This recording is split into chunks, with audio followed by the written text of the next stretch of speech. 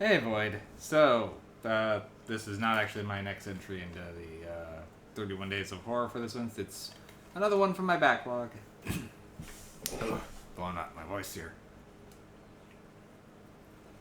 That's what I get for doing back-to-back reviews. Now, this is one that I had just randomly rewatched a couple months ago. And I don't know, guys. I'm usually pretty lenient on movies. You may have noticed. I like movies, so I'm not the most scathing of critics. Boogeyman. Now, this is not the 2023 The Boogeyman that was based on a Stephen King, very loosely, I believe. I haven't actually seen that yet. That just came out. No, this one came out 2005. Okay, so I saw this one in theaters originally, and, I liked it. I will say the ads definitely really kind of sold it on it, particularly him closing his eyes and counting while just strapped to a chair staring into this closet. Okay, the imagery got me. I was down for this movie. And I liked it. And working at a video store at the time, picked up a copy cheap. So yeah, happy to get a copy of Boogeyman. And I'd rewatch it every once in a while, and yeah, it's fine, sure. But every time the luster, I think, just kind of left it. And every time I see it, for me, it just gets a little worse, a little hokier. It doesn't hold up under closer scrutiny, I guess. The CG gets worse. Okay, so let's start with the plot. So, little kid is afraid of the dark, like a little kid do.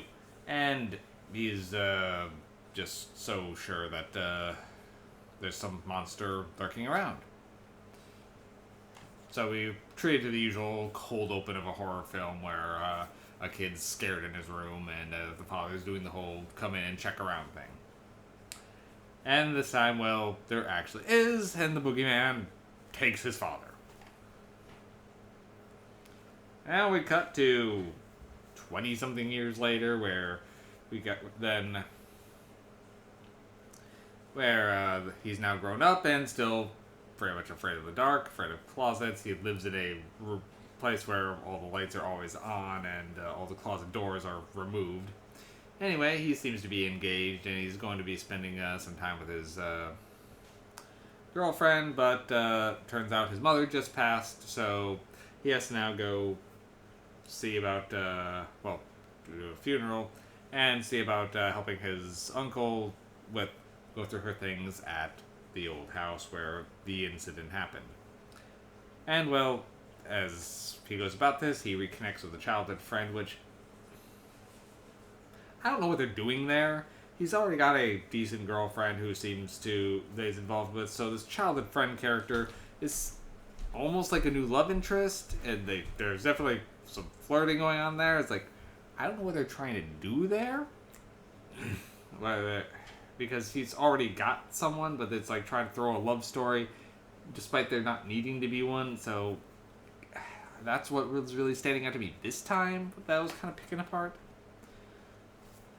Anyway, but as he's in the house, he keeps seeing things, and he meets this young girl who's lurking outside, who has a backpack full of missing persons things, and she's like, is it true your dad, then, that the boogeyman took your dad?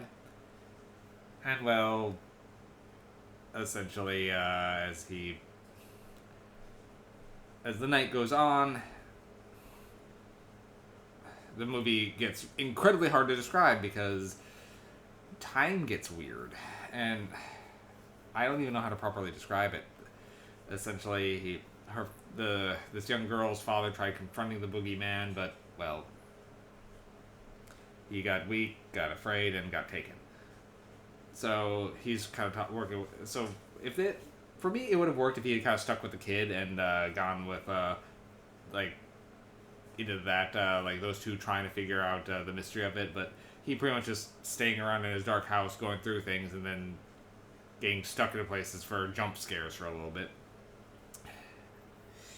When he finally abandons the house and meets back up with his girlfriend, well, things start to get strange because, well, she's suddenly gone, and he goes back to the house and starts running through closets, appearing here and there in spots where he already like is either back in time or forward in time, and it's completely disjointed because like he's trying to save his girlfriend from being pulled into the bathtub from the boogeyman in one scene, then jumps into the chase. He's pretty much chasing.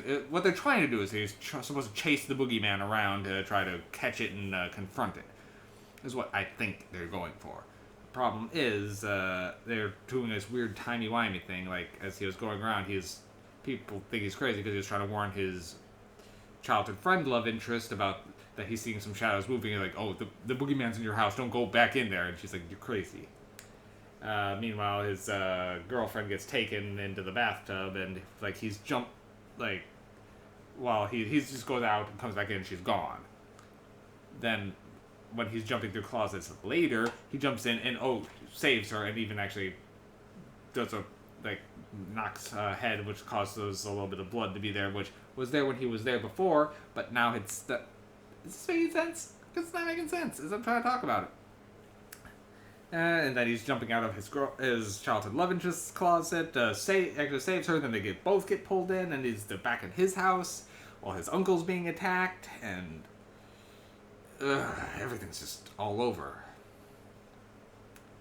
And when then just spoilers, finally just sits down and then confronts the boogeyman in all the forms of that it scared him as a kid, and most of them look so lame. I used to like this movie. And there's some concepts that really work, particularly like him and the young kid have some great chemistry, since she was one of the taken kids. They had some cool mythology stuff that they could have, or world building that they could have worked with, but they just kind of drop.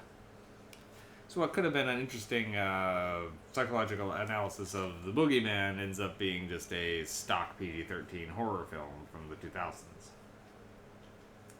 Like, the traumatized guy who's been living in fear, cool element. The kid who was taken by the boogeyman is like this, almost like a ghost. Cool element.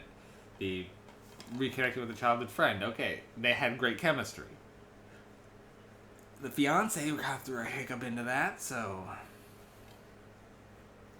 But the boogeyman himself, and this is probably the weakest element, particularly with how much CG goes into him. It's clearly supposed to just represent your childhood fears, and he's taking the forms of, some things that were in the dark that this scared him as a kid, like this scary action figure or this a coat that was on a chair, so he comes as a cloak, and then as the figure, some like birds outside of the window, so he appears as a swarm of birds, or one of those like Spencer Gifts electro balls. He starts appearing as this light thing from that. It's like, come on. Lame. When I first saw this one, I wouldn't have rated it very high, but I would have given it at least like a 5 or a 6. But repeat viewings and more of it, I think about it, it drops down every time. So at this point, I think we're at like a 3 MacGuffins for old Boogeyman. There's elements that I want to work, and because they're not working, it almost makes me rate it lower, because it's frustrating, because the things I like are just swallowed up by all the things I don't. So this one's kind of continues to fall in the MacGuffins, really. Alright, that's pretty much all I got on Boogeyman now, I think. Alas.